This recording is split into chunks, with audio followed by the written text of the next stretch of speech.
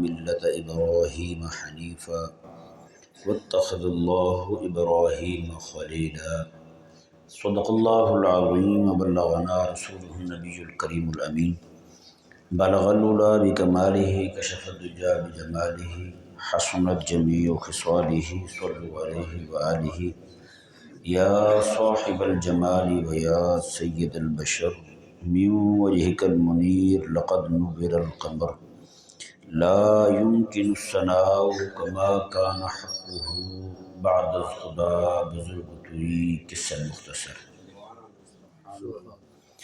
حاضرین ذویل احتشام، میں نے آپ کے سامنے سورہ نساء کی آیت نمبر 125 تلاوت کی۔ اس آیہ مبارکہ کا پہلے ترجمہ سماعت فرمائیں، اس کے بعد اس پر گفتگو کرتے ہیں۔ اللہ تبارک و تعالی نے ارشاد فرمایا وَمَنْ أَحْسَنُ دِينًا مِّمَّنْ أَسْلَمَ وَجْهَهُ لِلَّهِ وَهُوَ مُحْسِنٌ۔ میں اس سے بڑھ کر کس کا دین خوبصورت ہو سکتا ہے جو بندہ اپنا چہرہ اللہ کے لیے جھکا دے، وَهُوَ مُحْسِنٌ، اور وہ ہو نیکی کرنے والا، وَاتَّبَعَ مِلَّةَ إِبْرَاهِيمَ حَنِيفًا، اور ابراہیم علیہ السلام کے دین کی پیروی کرنے والا ہو جو ہر باطل سے الگ تھے، ہر باطل سے الگ تھے۔ وَاتَّخَذَ اللَّهُ إِبْرَاهِيمَ خَلِيلًا، اور ان کے دین حق کی پسند کرنے کی وجہ سے اور ہر باطل سے جدا رہنے کی وجہ سے، ہر باطل سے لڑنے کی وجہ سے اللہ نے ان کو اپنا خلیل بنایا تھا۔ خلیل کہتے ہیں گہرے دوست کو، یعنی اللہ نے ان کو گہرا دوست بنایا تھا۔ یہ آیہ مبارکہ کا ترجمہ ہے۔ اس پر کریم آقا صلی اللہ علیہ وآلہ وسلم صحابہ اکرام علیہ رضوان کو جو سمجھاتے ہیں آیہ مبارکہ، پورا قرآن پاک آقا علیہ السلام نے امت کو سمجھایا ہے، اور یہ ذہن میں رہے کہ کسی بھی آیہ مبارکہ کا، حدیث پاک کا مفہوم وہی مراد لیا جائے گا جو میرے آقا علیہ السلام نے تعلیم فرمایا ہے اور صحابہ کرام علیہ رضوان نے ہم تک پہنچایا ہے۔ کوئی بندہ الگ سے کھڑا ہو کہ اپنی رائے قائم کرنے لگے، نہیں جی جو میں سمجھ رہا ہوں وہی ٹھیک ہے، اور 1400 سال میں جو امت نے سمجھا ہے وہ درست نہیں ہے، وہ غلط راہ پر تھے، تو ایسا نظریہ رکھنے والا بندہ جو ہے وہ خود فارغ ہے، اس کا دین کے ساتھ، شریعت کے ساتھ کوئی تعلق نہیں ہے۔ ظاہری بات ہے قرآن کریم جو ہے آقا علیہ السلام پر نازل ہوا ہے، اس کی توضیحات، اس کی تشریحات، اس کی تفسیریں وہی اللہ کے ہاں بھی قابل قبول ہوں گی جو حبیب کریم علیہ السلام نے بیان فرمائی ہے، ہاں جی، اور امت بھی وہی قبول کرے گی جو میرے آقا صلی اللہ علیہ وآلہ وسلم کے صحابہ کرام علیہ رضوان نے حضور سے لیا ہے۔ بس اب اس آیت مبارکہ پہ ذرا غور کرتے ہیں، اللہ تعالیٰ نے کیا ارشاد فرمایا۔ اللہ نے فرمایا کہ اس سے بڑھ کر سونا دین کس کا ہو سکتا ہے جو اپنا چہرہ اللہ کے لیے زمین پر رکھ دے، ہاں جی، اپنا چہرہ زمین پر رکھ دے۔ مطلب کیا ہے، کیا فرمایا جا رہا ہے؟ فرمایا یہ جا رہا ہے کہ کوئی بھی بندہ کسی کے سامنے اپنا ماتھا نہیں رگڑتا زمین پہ، وہ رگڑتا ہے، ناک رگڑتا ہے زمین پر، تو اللہ تعالیٰ نے یہی فرمایا کہ اس سے بڑھ کر سونا دین کس کا ہو سکتا ہے جو اپنا منہ ہی زمین پر رکھ دے، یعنی اللہ کے سامنے اس قدر عاجزی اختیار کرے، ہیں جی، سب سے عزت والا مقام اس کا منہ ہے بندے کا، ہے نا، پورے جسم میں عزت والا مقام کون سا ہے؟ منہ ہے۔ فرمایا جی سب سے عزت والا مقام ہے وہ منہ ہے، اور منہ میں سب سے اونچا ناک ہے، اور ناک جو ہے یہ استعارہ ہے عزت کا۔ کیا ہے؟ عزت کا استعارہ ہے۔ کوئی بندہ غلط کام کرے تو کیا کہتے ہیں؟ ناک کٹوا دی اس نے، کوئی اچھا کام کر دے کہتے ہیں اس نے تو بھی ناک اونچی کر دی ہماری۔ ناک کا کیا مطلب ہے؟ پورے جسم میں ابھرا ہوا حصہ یہ ناک ہے، اور یہ ناک جو ہے یہ عزت کی اور ذلت کی جو ہے نا وہ علامت سمجھا جاتا ہے۔ اچھا کام ہو جائے تو ناک اونچا ہو گیا، برا کام ہو جائے تو ناک نیچا ہو گیا، ناک رگڑ دیا ہمیں۔ اس لیے کہا جاتا ہے کہ تیرے ناک خاک آلود ہو جائے، تیرے ناک میں مٹی پڑے۔ کیا مطلب ہے؟ ناک میں مٹی پڑے تو کیا نقصان ہوگا اس کو؟ مطلب یہ کہ تو ذلیل ہو جائے، کیا ہو جائے؟ ذلیل ہو جائے۔ یعنی انسان کی عزت اور ذلت جو ہے وہ اسی ناک میں ہے، یہ چونکہ چہرے کا ابھرا ہوا حصہ ہے۔ اب ذرا اندازہ لگائیں، جو بندہ مومن رب تبارک و تعالیٰ کے حکم پر اپنی سب سے عزت والی جگہ ناک جو ہے اسے ہی زمین پر رگڑ دے، پیچھے کیا رہ جاتا ہے بھلا بتائیں؟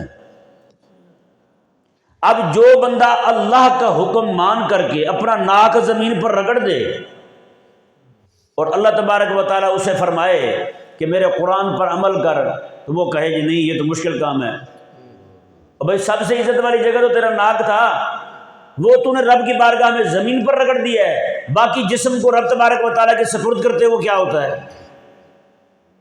عقل کو، فکر کو، دماغ کو رب تعالیٰ کے حکم کے تابع کرنا ہے بھائی۔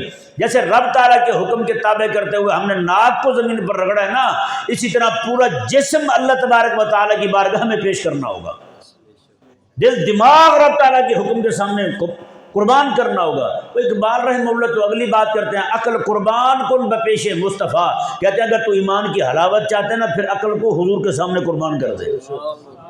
حضور جو فرما رہے ہیں بس ٹھیک ہے یا رسول اللہ آپ نے ٹھیک فرمایا۔ سمجھایا نہیں سمجھایا بھائی؟ تو اس لیے آج دیکھیں کتنا سارا طبقہ ہے ہمارا، خواتین کو آپ دیکھ لیں، مردوں کو بھی دیکھ لیں، مرد بھی یہ پسند نہیں کرتے کہ ان کی بیویاں جو ہیں وہ پردہ کریں، ہیں؟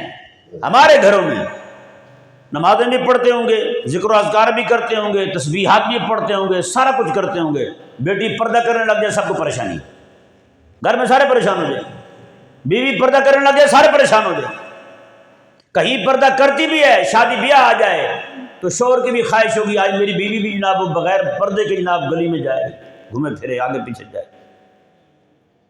بتائیں نا۔ یعنی کہ سر تو رگڑ دیا، ماتھا رگڑ دیا زمین پر، ناک رگڑ دیا زمین پر رب تبارک و تعالیٰ کے کہنے پر، دل دماغ قربان نہیں کیا ہے، وہ وہی کھڑا ہوا ہے۔ دل دماغ جو ہے وہ ابھی تک وہ رب تبارک و تعالیٰ کے حکم کے تابع نہیں ہو رہا۔ اللہ تعالیٰ نے قرآن کریم میں ارشاد فرمایا، دیکھیں آیت مبارکہ قرآن کریم میں، ادخلوا فی السلم کافہ، ایمان والو اسلام میں پورے داخل ہو جاؤ، اسلام میں پورے داخل ہو جاؤ۔ کیا معاملہ ہوا تھا؟ حضرت عبداللہ بن سلام رضی اللہ تعالیٰ عنہ یہودیت کو چھوڑ کر اسلام کی طرف آئے تھے، یہودیت کو ترک کیا، اسلام کی طرف آ گئے۔ اب چونکہ یہودی جو تھے وہ اونٹ کا گوشت نہیں کھاتے تھے، یہودی اونٹ کا گوشت نہیں کھاتے تھے، تو حضرت عبداللہ بن سلام رضی اللہ تعالیٰ عنہ چونکہ ایک عرصہ تک اسے حرام سمجھتے رہے تھے، تو اسلام لانے کی وجہ سے اسے حلال تو سمجھنا شروع کر دیا، یعنی اعتقاداً حلال سمجھ رہے ہیں، لیکن طبیعت میں چونکہ کراہت تھی، ناپسندیدگی تھی، تو اسے کھا نہیں رہے، اسے کھا نہیں رہے۔ تو اللہ تبارک و تعالیٰ نے قرآن کی آیت مبارکہ نازل فرما دی، فرمایا کہ ادخلوا فی السلم کافہ، فرمایا اسلام میں پورے داخل ہو جاؤ۔ بتائیں یار، جہاں اونٹ کے گوشت کھانے سے رک رہے ہوں، دیکھیں نا یہ طبیعت بھی اس بات کا تقاضا کرتی ہے کہ ایک عرصے تک بندہ حرام سمجھتا رہے، یعنی جیسے مثال کے طور پر کوئی بندہ ہے ہم میں سے، اللہ نہ کرے کوئی ایسی حالت آ جائے، ایسی کیفیت بن جائے کہ وہ مجبور ہو جائے، اس کو کھانے کو حلال نہ ملے، تو مجبوراً اسے حرام کی بھی اجازت ہوگی کھانے کی جان بچانے کے لیے۔ تو بتائیں یار، جب حرام کھانے لگے گا تو اس کی طبیعت پہ کیا گزرے گی؟ ہیں عجیب سی کیفیت ہو جائے گی، یار میں اب یہ کھا رہا ہوں۔ تو حضرت عبداللہ بن سلام رضی اللہ تعالیٰ عنہ جو ہیں، چونکہ زندگی ساری ان کی اونٹ کو حرام سمجھتے ہوئے گزری تھی، ایک طبعاً کراہت محسوس کرتے تھے، ناپسندیدگی سی دل میں آ گئی تھی، تو اب اللہ تبارک و تعالیٰ نے فرمایا حلال تو تم نے سمجھ لیا ہے، عقیدہ بھی تمہارا ٹھیک ہے کہ اسلام نے حلال کیا، میں بھی حلال سمجھتا ہوں، لیکن طبیعت تیری جو ہے، اللہ نے فرمایا جس طرح تو نے اپنے عقیدے کو اس کے تابع کیا نا، دل کو تابع کیا ہے، دماغ کو تابع کیا اسلام کے، فرمایا رب تعالیٰ نے تب تک اسلام قبول کو نہیں جب تک اپنے طبیعت کو بھی اسلام کے تابع نہ کرے، جب تک تیری طبیعت بھی اسلام کے تابع نہ ہو جائے۔ اور بھئی ہماری طبیعت چھوڑے، ہمارا تو دل دماغ اسلام کے تابع نہیں ہو رہا۔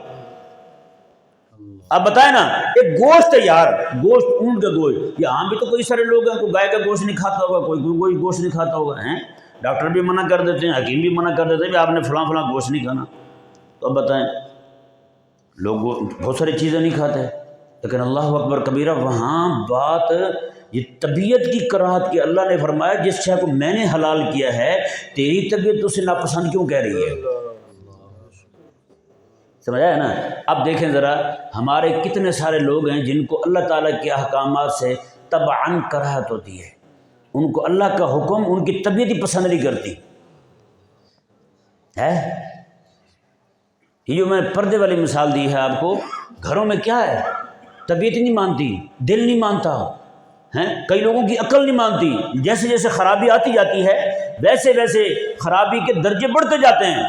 طبیعت نہیں مانتی، پھر دل نہیں مانتا، دل مطلب دل تو عقیدے کی جگہ ہے، دماغ کو تو عقیدے کے تابع ہونا چاہیے، طبیعت کو عقیدے کے تابع ہونا چاہیے، لیکن یہاں کیا ہو رہا ہے، دل، طبیعت، دماغ، کوئی بھی شے اسلام کے حکم جناب ماننے کو تیار نہیں ہے۔ یا جہاں پہ ایک گوشت جو ہے اللہ فرمایا کہ تم تب تک اسلام میں داخل نہیں ہو سکتا جب تک یہ گوشت کھانا نہ شروع کر دو، اپنی طبیعت کو بھی قربان کرو، اپنی عقل کو بھی قربان کرو، جو اللہ فرماتا ہے جو میں نے کہہ دیا ہے بس وہ کہہ دیا ہے۔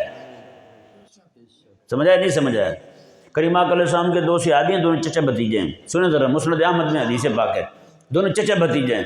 آقا علیہ السلام نے کچھ زمینیں تقسیم فرمائیں، میں تجھے فلاں دی، تجھے فلاں دی، تجھے فلاں دی۔ وہ چاچا بھتیجے جو تھے نا، ان کو آقا علیہ السلام نے جو زمین تھی دی، اس زمین پر پانی نہیں جاتا تھا۔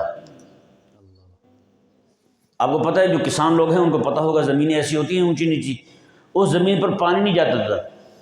چاچا نے بھتیجے کو دیکھنے کے لیے کہ یہ کیا کہتا ہے، چاچا جی نے کہا کہ بیٹا اب اس زمین کا ہمیں فائدہ ہی کیا ہے، جہاں پانی نہ جائے ہم کھیتی نہ اگا سکیں، اس زمین کو رکھنے کا کیا فائدہ، ہم کیا کریں گے اس زمین کا۔ قربان جائیں، وہ بھتیجا جو تھا نا وہ آج کل کے جس طرح کہ ہمارا نوجوان طبقہ ہے اسلام کے احکامات پہ اعتراض کرنے والوں میں سے نہیں تھا، ہیں، اللہ اکبر۔ اس نے فوراً کہا، انہوں نے کہا چاچا حضور ہمیں پانی پہنچے نہ پہنچے، اس سے فائدہ ہو یا نہ ہو، حضور راضی ہو گئے نا بس ہمارے لیے یہی فائدہ کافی ہے، حضور اس پہ راضی ہوئے ہیں، بس حضور نے ہمارے لیے پسند کی ہے۔ اللہ اکبر کبیرہ۔ اب دیکھیں بندے کو چاہیے کہ دل، دماغ، طبیعت کو اسلام کے تابع کرے، یہ نہ کہے کہ میرے دل میں یہ آ رہا ہے، میرے دماغ میں یہ آ رہا ہے۔ قسم خدا کی کہتا ہوں بہت سارے لوگ جو ہیں وہ حرام کے متعلق سوال کرتے ہیں، بھئی یہ حرام کیوں کیا، اتنا مزیدار کام تھا، سچی بات ہے، یہ اللہ تعالیٰ نے کیوں منع کر دیا، اس میں تو اتنے فوائد تھے، اتنے یہ تھے، اتنے وہ تھے، یہ پوچھتے پھرتے ہیں لوگ، آج کیوں پوچھتے پھرتے ہیں؟ اللہ اکبر کبیرہ۔ ان کا دل دماغ مسلمان نہیں ہوگا، زبان سے کہہ بھی دیا لا الہ الا اللہ تو کیا حاصل، دل و نگاہ مسلمان ہی تو کچھ بھی نہیں، دل و نگاہ، دل اور نگاہ یہ مسلمان کوئی نہیں، میں پھر کچھ بھی نہیں، پھر کیا ہے تیرے پاس۔ اس لیے نگاہ مسلمان ہونے کا مطلب یہ ہے جو کچھ بھی دیکھے اس کو اس طرح دیکھے جیسے میرے اللہ نے دیکھنے کا فرمایا ہے۔ ہاں، جہاں اللہ نے نظر پھیرنے کا فرمایا ہے وہاں سے نظر ہٹا لے، جہاں میرے اللہ نے دیکھنے کا فرمایا ہے تب دیکھے اسے، حق کو حق دیکھے، باطل کو باطل دیکھے، یہ نہیں کہ جناب جیسے کافر دیکھ رہا ہے ویسے تو دیکھے۔ آج بہت سارے لوگ رب کے دین کو بھی ایسے سمجھتے ہیں جیسے کافر نے سمجھا ہے، جیسے کافر کہتا ہے۔ آپ کو نہیں پتا پیارے بھائیو استشراقی فریب کیا ہے، مستشرقین نے کیا سے کیا کر دیا ہے، لاکھوں کی تعداد میں ویب سائٹس ہیں ان کی، اور ان پر جناب بیٹھے ہوئے نعوذ باللہ اسلام کی غلط تشریحات کر رہے ہیں، غلط توضیحات کر رہے ہیں، اور چونکہ انگریزی میں ہے یہاں کا انگریزی خان طبقہ جو ہے وہ جناب انہی کو پڑھتا کہتا ہے واہ واہ واہ کیا بات ہے، واہ، اس طرح کی باتیں کرتے ہیں، انہی کے دیوانے ہوئے پھرتے ہیں۔ خدا کے بندو اگر آپ نے دین سمجھنا ہے نا تو پھر قرآن سمجھنا ہے تو امام راضی کی نگاہ سے سمجھو، قرآن سمجھنا ہے عبداللہ بن عباس کی نگاہ سے سمجھو، قرآن سمجھنا ہے تم نے تو پھر جناب امام علوسی رحمہ اللہ کی نگاہ سے سمجھو، اگر تم نے فقہ سمجھنی ہے ابو حنیفہ کی نگاہ سے سمجھو، اگر تم نے فقہ سمجھنی ہے تو پھر امام مالک، شافعی، احمد بن حنبل، امام ابو یوسف، امام ظفر، امام محمد رحمہ اللہ، امام ابو یوسف، ان کی نگاہ سے سمجھو تم۔ اگر تم نے حدیث پڑھنی ہے، بخاری پڑھنی ہے تو پھر تم نے امام بخاری کی نگاہ سے پڑھنا ہوگا، اگر سمجھنی ہے تو امام ابن حجر، امام عینی رحمہ اللہ کی نگاہ سے پڑھنا ہوگا۔ یہ نہیں کہ حدیث حضور کی ہو، بیان کرنے والے صحابہ ہوں، ہیں جی اس کی تشریح کرنے والے ابن حجر اور جناب امام عینی رحمہ اللہ ہوں، لیکن ہم سمجھنے کے لیے جائیں کسی انگریز کے پاس، بتائیں نا۔ آج بھی آکسفورڈ میں اور باقی جو ان کی کافروں کی یونیورسٹیاں ہیں وہاں پہ یہودی اور نصرانی پروفیسر جو ہیں وہ اسلامیات پڑھا رہے ہیں، وہ اسلامیات پڑھا رہے ہیں۔ وہ دین پڑھا رہے ہیں، قرآن کی تفسیر پڑھا رہے ہیں، فقہ پڑھا رہے ہیں۔ ہمارا طبقہ یہاں سے جاتا ہے، کہتا ہے جی اعلیٰ تعلیم پانے جا رہے ہیں وہاں سے جناب انگریزوں سے اسلام پڑھ کے آئیں گے۔ بتائیں یار پھر حضرت عمر رضی اللہ تعالیٰ عنہ سے گزر رہے تھے، یہودی جو ہے نا وہ بیٹھے ہوئے اپنے ادارے میں اپنی کتاب پڑھ رہے تھے۔ حضرت عمر رضی اللہ تعالیٰ عنہ کو ان کے کلمات اچھے لگے، آپ نے فرمایا یار کچھ لکھ دو مجھے، انہوں نے لکھ کے دے دیے حضرت عمر کو۔ حضرت عمر رضی اللہ تعالیٰ عنہ لائے، آقا علیہ السلام تشریف فرما ہیں، حضرت ابوبکر صدیق بھی بیٹھے ہوئے ہیں۔ حضرت عمر رضی اللہ عنہ آ کے نا اس طرح اونچی آواز میں پڑھنا شروع کر دیا۔ میرے آقا علیہ السلام کا چہرہ مبارکہ جلال سے سرخ ہو گیا۔ حضور نے بھی کوئی بات نہیں فرمائی، حضرت ابوبکر صدیق بھانپ گئے۔ حضرت ابوبکر صدیق عرض کرتے ہیں، آپ فرماتے ہیں حضرت عمر رضی اللہ تعالیٰ عنہ کو فرمایا کہ عمر تیری ماں تجھے روئے، تو دیکھ نہیں رہا میرے آقا علیہ السلام کا چہرہ مبارکہ کس قدر جلال سے سرخ ہو گیا ہے۔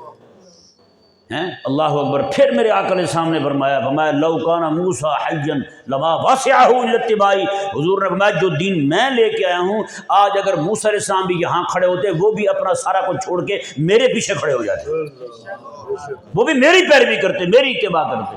اور تم ہو کہ جناب مسخ شدہ، نسخ شدہ اور جب تحریف شدہ کتاب ان کی لے کے آ کے میرے سامنے پڑھ رہے ہو۔ بتائیں یار، کتاب رب تعالیٰ کی ہو، اس میں وہ ہیر پھیر کر دیں، اسے میرے آقا کو پڑھے، عمر جیسا پڑھے بندہ۔ آج یہاں کسی کو کہو نا بھائی صاحب ہر ایک کی بات نہیں سنتے ہوتے، کہتے نہیں یہ سنتے سب کی ہیں، مانتے اپنی ہیں۔ میں نے کہا تجھے اپنی کا پتہ ہی کیوں نہیں؟ اپنی کا پتہ ہے تجھے؟ جب اپنی کا پتہ ہی کیوں نہیں تو مانے گا کیسے تو بھائی؟ تو جس سے جو سنے گا وہی مانے گا، تو وہ بھی بالکل ٹھیک ہے جی، ویری گڈ بھائی، تمہیں تو یہ کہنا ہے۔ سمجھ آیا نہیں سمجھ آیا؟ تو بھائی اس آیت مبارکہ میں اللہ تعالیٰ نے فرمایا کہ تمہارے نزدیک دین جو ہے نا وہ سب سے سونا ہونا چاہیے، دین سب سے سونا ہونا چاہیے۔ آج بتائیں نا دین کس کے نزدیک سونا ہے؟ آج ہر بندے کے نزدیک پیسہ سونا ہے یا نہیں؟ اپنے خونی رشتے سونے ہیں، اپنے معاملات سونے ہیں، باہر کے ویزے سونے ہیں، باہر کے پاسپورٹ سونے ہیں، لیکن اللہ کا دین بتائیں، اللہ کا دین باہر 10 روپے پڑے ہو نا گلی میں وہ بھی سونے لگتے ہیں، لوگ اٹھا لیتے ہیں۔ اللہ تعالیٰ کا نام لکھا ہوا گلی میں پڑا ہو تو اسے اٹھاتے ہوئے مسئلہ ہوتا ہے، وہ کتنے لوگ اٹھاتے ہیں بتائیں؟ اللہ تعالیٰ کی وحی روزانہ لکھ لکھ کے گلیوں میں ڈالے جا رہے ہیں، گلیوں میں پھینک رہے ہیں، سرعام پڑی ہوئی ہے، لوگ گزرتے ہوئے جا رہے ہیں، نماز پڑھتے ہوئے جا رہے ہیں، اللہ کا نام گلی میں پڑا ہوا۔ بھائی کون سا اللہ کا نام لوگے تم؟ جس اللہ کے نام پہ تم نے ماتھا زمین پر رگڑ دیا ہے، اس اللہ کے نام کو زمین سے اٹھاتے ہوئے تمہیں کیا ہوتا تھا؟ اس کا مطلب یہ کہ تمہاری نماز بنی نہیں ہے ابھی تک۔ نماز تیری کامل تب بنتی جس رب تعالیٰ کے لیے اپنی یہ عزت قربان کرنے پہ تیار ہو گیا تھا، اس رب تبارک و تعالیٰ کا نام نیچے سے اٹھاتے ہوئے کیا ہوتا تھا؟ نہیں سمجھ آ رہا مسئلہ بھائی؟ تو اس لیے دین جو ہے نا، اب دیکھیں میں اکیلے قرآن کی بات کر رہا ہوں، خلاق کائنات نے قرآن کریم میں ارشاد فرمایا۔ آج جو لوگ یہ نعت خانوں نے بہت دماغ خراب کیا ہوا ہے ہماری قوم کا، سچی بات ہے۔ ایسے جناب جنت کے ٹکٹ بانٹیں گے ہیں لوگوں کو، نقیب حضرات نے جنت کے ٹکٹ ایسے بانٹیں گے جیسے اب کی ہو۔ بھائی نہیں، قیامت والا دن ہوگا، میدان محشر ہوگا، امام الانبیاء علیہ السلام خود کھڑے ہو جائیں گے۔ اللہ نے وہ منظر قرآن میں بیان کیا ہے۔ میں وقال الرسول، اور رسول کہیں گے یا رب ان قوم اتخذوا هذا القرآن مہجورا، مولا یہ میری امت تھی جنہوں نے میرا قرآن چھوڑ دیا تھا۔ بتاؤ کیا بنے گا؟ قرآن چھوڑ دیا تھا انہوں نے۔ آئے بتائیں قرآن چھوڑنے سے مراد جو ہے نا اس کے حکامات کو چھوڑنا ہے، اس کی دی ہوئی اخلاقیات کو چھوڑنا ہے، اس کے دیے ہوئے سیاست کے سبق کو چھوڑنا ہے، اس کی دی ہوئی تہذیب کو چھوڑنا ہے۔ آج بتائیں قرآن ہم نے تھاما ہی کہاں ہے؟ بتائیں صرف نماز ہے، مسلمان کی پوری زندگی میں اکیلی نماز ہے۔ اگر وہ نماز جو آپ کو یہاں سر جھکانے پر، ماتھا ٹیکنے پہ مجبور کر رہی ہے، اگر مارکیٹ میں جا کر کے آپ کو وہ جناب اسلامی احکامات جو ہیں ان پر عمل کرنے سے روکتی ہے، تو سمجھیں کہ پھر آپ کی نماز جو ہے مسجد میں رہ گئی ہے، آپ کی نماز مارکیٹ تک نہیں گئی، آپ کی دکان تک نماز نہیں گئی آپ کی، کہ نہیں سمجھ آئی؟ آپ کی نماز دکان تک نہیں گئی، آپ کی نماز آپ کی شادی تک نہیں گئی، آپ کی نماز آپ کے گھر تک نہیں گئی، آپ کی نماز آپ کی فوتگی پر نہیں گئی، آپ کی نماز مسجد میں رہ گئی۔ یہاں نماز پڑھ کے سلام پھیرا مطلب سلام ہو گیا، نماز کو ہی سلام ہو گیا۔ اور بھائی نماز کا سلام نہیں پھیرنا تھا، نماز سے سلام نہیں پھیرنا تھا، تم نے نماز سے سلام پھیر دیا، منہ پھیر لیا۔ کیسے؟ نماز یہاں پڑھی، بس کہا یا اللہ یہاں تک تیرا حکم مانوں گا، میں مارکیٹ میں کھڑا ہوں گا وہاں سود بھی لوں گا بھی صحیح، کاروبار بھی کروں گا، وہاں باقی جو معاملات تھے حلال حرام والے، یا اللہ تیری میں ایک بھی نہیں مانوں گا۔ کون سی نماز ہے بھائی بتائیں؟ یہاں لکھ کے پہلے لگا دیتے ہیں خریدا وہ مال واپس یا تبدیل چھٹی۔ میرے کریم آقا صلی اللہ علیہ وسلم نے شاہ فرماتے ہیں، اکالا کہتے ہیں اس کو، حضور فرماتے ہیں کوئی بندہ واپس آ جائے، سودا لے کے گیا تھا، اسے پسند نہیں آیا یا کوئی معاملہ ہو گیا ہے، آگے کہے یار واپس رکھ لو، حضور فرماتے ہیں اگر وہ واپس لے لیتا ہے اللہ تعالیٰ اس کے گناہوں پہ معافی کا قلم پھیر دیتا ہے۔ لیکن مسلمان نے پہلے لکھا ہوا یہاں پہ حضور کی شریعت یہاں نہیں آ سکتی، حضور کے حکم پہ عمل یہاں نہیں ہو سکتا، چھٹی بھائی۔ بتائیں تیری نماز تیری دکان تک نہیں گئی، تیری نماز کون سی ہے؟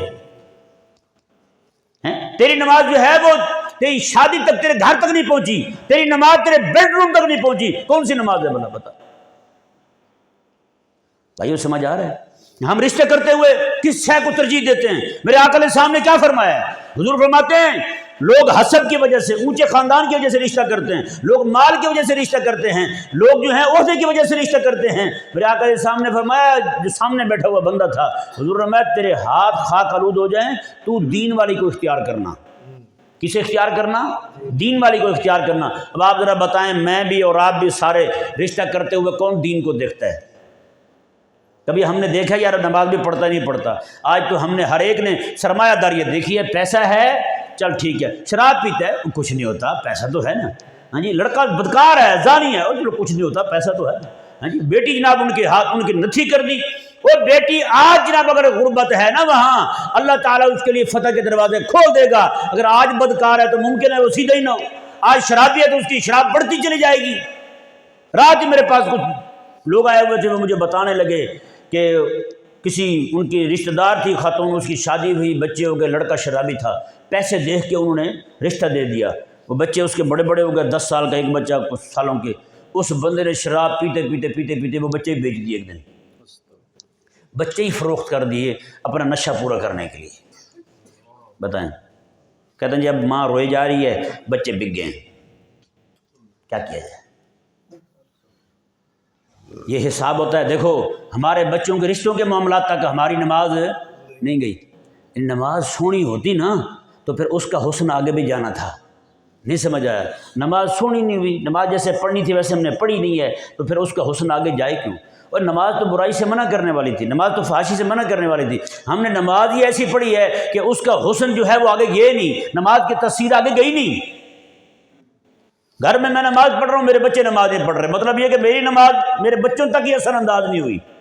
بتاؤ، گھر میں ایک بندہ فلم دیکھ رہا ہوں نا، باقی بھی دیکھنے لگ جاتے ہیں، ہوتا نہیں ہوتا؟ ایک فلم دیکھ رہا ہے باقی بھی دیکھ رہے ہیں، ایک ڈرامہ دیکھ رہا ہے باقی بھی دیکھ رہے ہیں، ایک نے چلایا سارے بیٹھ گئے، یار ایک نے نماز شروع کی باقی نے شروع کیوں نہیں کی؟ ایک نے روزہ شروع کیا باقی نے شروع کیوں نہیں کیا؟ ایک نے اللہ تعالیٰ کے حکم پر عمل کرنا شروع کر دیا، باقی کیوں نہیں کر رہے؟ اس کا مطلب یہ ہے بھائی صاحب، غور کرنے والی بات ہے، ہمیں توجہ کرنا ہوگی کہ اللہ تعالیٰ نے جو فرمایا نا وَمَنْ أَحْسَنُ دِينًا مِمَّنْ أَسْلَمَ وَجْهَهُ لِلَّهِ وَهُوَ مُحْسِنٌ، میں اس سے سونا دین کس کا ہو سکتا ہے جو اپنے چہرے کو رب تعالیٰ کے لیے جھکا دے ہیں؟ اور ہم تو قرآن کے لیے نہیں جھکا سکے یار، قرآن کے احکامات ہمیں بھاری لگتے ہیں، قرآن کی کوئی بات کی جائے تو کہتے ہیں مولوی صاحب رہنے دیں بس ٹھیک اتنا کافی، ہمیں نعت خان چاہیے، نعت خان بھی وہ گڑ گڑ گڑ کرتا رہے، نہ دھمال چوکڑی ڈالتا رہے، قوم خوش ہوتی ہے، سبحان اللہ۔ میں نے کہا کیا ہے وہ، یہ تو پتہ ہی نہیں کیا کہا ہے، کوئی پتہ کو نہیں۔ ایک جگہ محفل میں بیٹھے ہوئے تھے، ایک نعت خان جناب ایسے ہی کہا میرے ساتھ مولوی بیٹھے ہوئے، کرنے لگا واہ سبحان اللہ۔ میں نے کہا اس نے کیا کہا ہے؟ دماغ خراب ہے یار، تمہارے جیسے لوگ تو دماغ خراب کرتے ہیں ان کا۔ یہ کیا ہے؟ کوئی ہے کچھ؟ یہاں بھی سچی بات کو آ کے نعت خان کر دینا، آپ نے بھی سبحان اللہ پڑھنا اور پیسے نکال رکھ دینا، کیا بات سبحان اللہ، تو اس نے کیا ہے، تو کٹا بھی کر لیتا ہے، نہیں کرتا۔ کبھی کٹے کو بھی کسی نے سبحان اللہ کہا ہے؟ واہ کٹے یار سبحان اللہ، تم نے کیا کہا ہے؟ نہیں یار بھائی غور کرو، اب مہربانی کرو، یہ باں پہ جو ہے نا وہ مہربانی کرو یار، سچی بات ہے۔ جو بندہ فضول باتوں پہ واہ واہ کہنا شروع کر دیتا ہے نا، خوش ہونا شروع کر دیتا ہے، میرا اللہ تعالیٰ اسے محروم کر دیتا ہے کہ اس کا قرآن سن کے کوئی خوش ہو۔ سچی بات ہے، نعت خانوں کے اونٹ پٹانگ شعروں پر لوگوں کو واجد آتا دیکھا ہے ہم نے، لیکن رب تعالیٰ کا قرآن سن کے کسی پہ واجد آتا دیکھا ہے ہم نے؟ آج تک بتاؤ یار کسی کو رب کا قرآن سن کے واجد آیا ہو؟ یہ قرآن سن کے واجدی تو آیا تھا حضرت عمر رضی اللہ تعالیٰ عنہ کو، بھائی صاحب سارا کچھ چھوڑ چھاڑ کے حضور کے دروازے پہ آ گئے ہیں کلمہ پڑھنے کے لیے.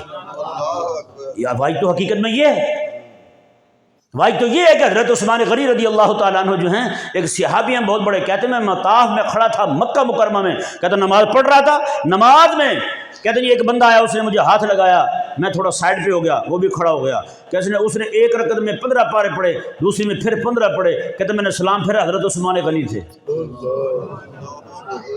حضرت عثمان وہی واجدی یہ ہے بھائی صاحب، یہ اچھل کود باندروں کی طرح ناچ ٹاپ کے اور جناب اپنے آپ کو عاشق رسول کہہ کے سویرے کی نماز بھی نہ پڑھنا، یہ بدماشی ہے، یہ کوئی عشق رسول نہیں ہے.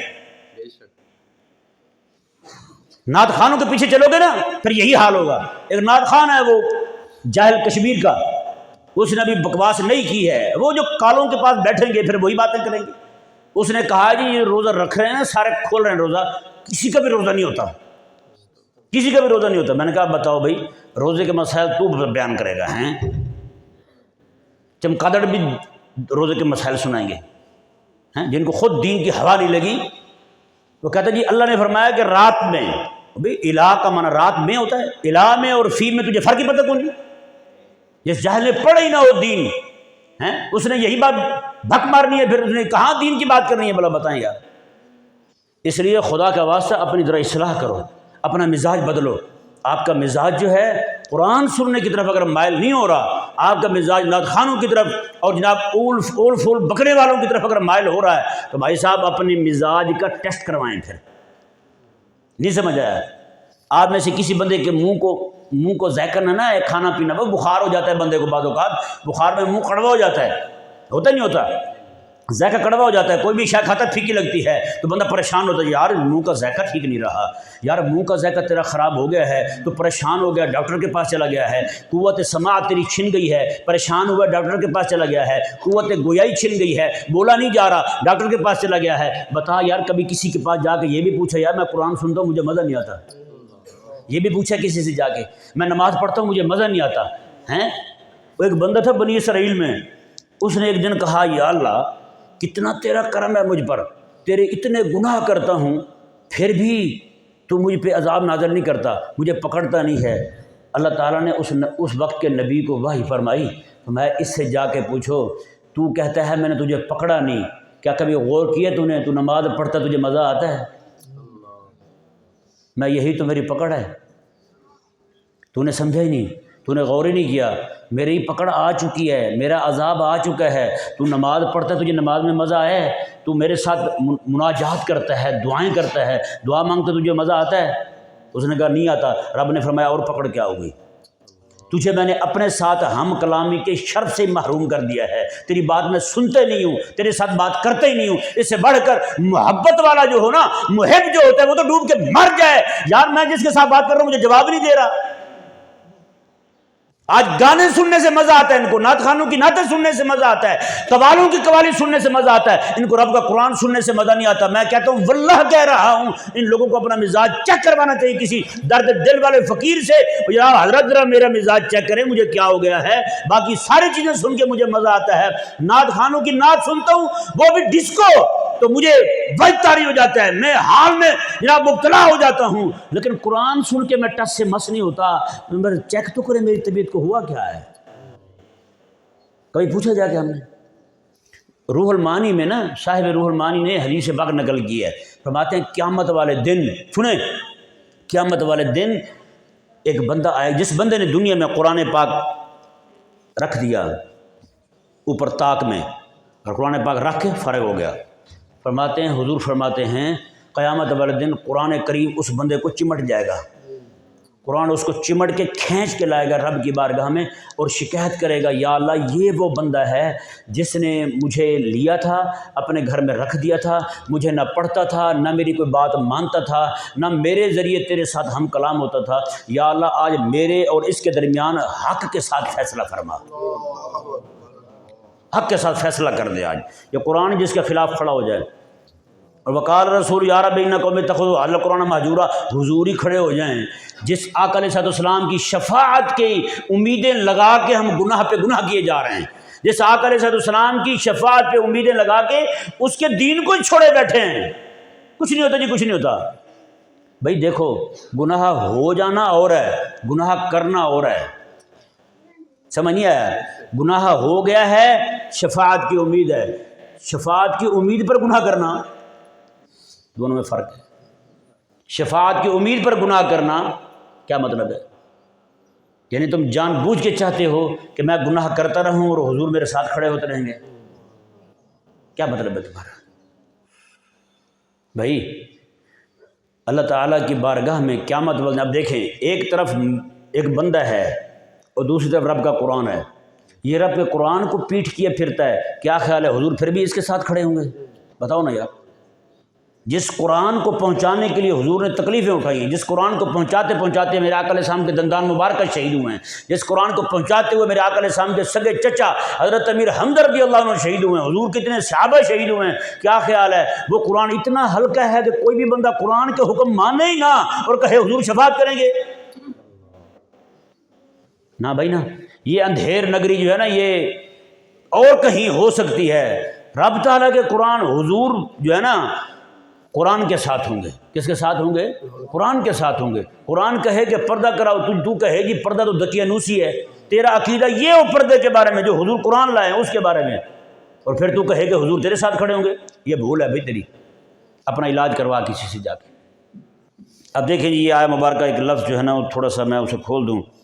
اللہ تعالیٰ نے فرمایا کہ اس سے سونا دین کس کا ہو سکتا ہے جو بندہ اپنا چہرہ اللہ کے لیے جھکا دے، وَهُوَ محسن، اور وہ ہو احسان کرنے والا۔ کیا کرنے والا ہو؟ احسان کرنے والا ہو۔ احسان کا مطلب کیا ہے؟ مفسرین فرماتے ہیں کام کرے، پورا کرے، اور اس کام کو اس کے آداب کی رعایت کے ساتھ کرے، سمجھا ہے؟ نماز پڑھے، پوری پڑھے اور روز پڑھے، صرف رمضان میں نہیں سمجھ آیا؟ نماز پڑھے پوری پڑھے، صرف جمعے والی نہیں، پورا ہفتہ نماز پڑھے، نماز پڑھے پوری پڑھے، صرف جنازے والی نہیں سمجھ آیا؟ کہ میں نماز پڑھتا ہوں کون سی بھی جنازے والی، یہ کیا ہوگا؟ باقی کس نے پڑھنی؟ سمجھ آیا نہیں سمجھ آیا؟ نماز پڑھے پوری پڑھے اور ساتھ سونی بھی پڑھے، مطلب اس کے آداب کی رعایت کرے، جیسے رکوع کرنا ہے ویسے کرے، جیسے سجدہ کرنا ہے ویسے کرے، اس کے جتنے آداب ہیں، جتنے فرائض ہیں، جتنے واجبات ہیں، جتنی سنن ہیں، جتنے مستحبات ہیں، ان سب کی رعایت کر کے نماز پڑھے۔ رب فرماتا ہے ایسا بندہ جو ہے اس کا دین سب سے سونا ہے، اس کا دین سب سے سونا ہے۔ اور آگے اللہ نے فرمایا، اشارہ دیا، دیکھیں نا، اللہ نے یہ نہیں فرمایا کہ میں اسے اپنا دوست بنا لوں گا، بلکہ فرمایا کہ جس نے یہ دین اپنایا تھا نا، جس کا ایسا دین تھا، وہ تو اللہ کا یار بن گیا، وہ اللہ کا گہرا دوست بن گیا ہے۔ اب جو بھی میرا دوست بننا چاہتا ہے وہ میرے خلیل کے پیچھے کھڑا ہو جائے، میں اسے اپنا دوست بنا لوں گا۔ فَاتَّبِعُونِی یُحْبِبْکُمُ اللہ، اللہ نے فرمایا کہ اگر تم چاہتے ہو نا رب تبارک و تعالیٰ تمہارے ساتھ محبت کرے، تو فرمایا کہ پھر جیسے میرا حبیب کر رہا ہے نا، جیسے حلیہ میرے حبیب کا ہے ویسے تم بنا لو، مجھے میرا حبیب بھی پیارا لگتا ہے، تم بھی پیارا لگو گے میرے، کہ نہیں سمجھ آئے؟ اللہ تبارک و تعالیٰ ہمیں سمجھنے کی توفیق عطا فرمائے۔ کوئی سوال کرنا